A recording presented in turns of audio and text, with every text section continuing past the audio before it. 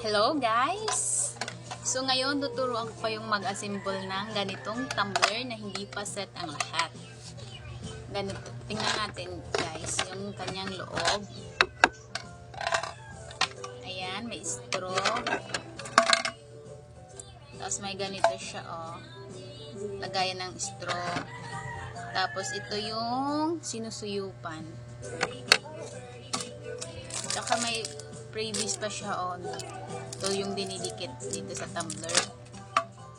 Tapos may pa free sticker pa siya Ayan. Para kung gusto niyo mag-design sa tumbler nyo, may pa free sila. Okay guys, ang next step natin,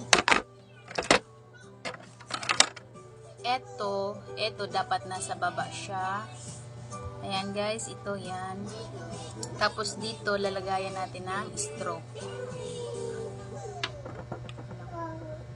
Ayan. Ayan, ating lang. Ayan guys, dapat ganyan yung itsura niya,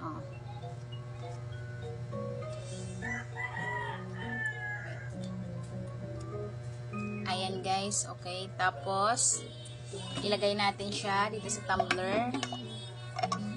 Ayan. Tapos, ito. Wait, atin muna. Ito, ayan. Susuksok natin to. Ayan. Dapat mahigpit para tumanggal. Ayan.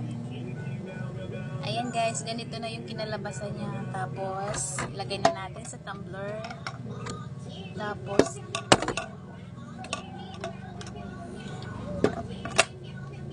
ayan na guys. Isasara na natin. Ayan. Tapos, ang pag-open nga pala na ito, ipipress lang natin guys. Yan. Kita nyo diba? Pinipress lang.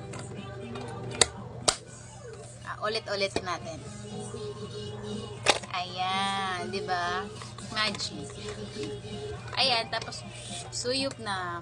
Suyop. Ayan. Tapos, tatapan natin ulit. Dapat nakapwesto siya dito para mag-bounce siya pababa. Ayan. Para matakpan ng maigi. Ayan.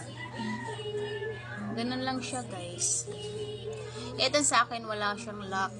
Sa iba meron. Meron dito nakalagay na lock. Sa akin wala. So as usual, okay naman siya. Ready to go na.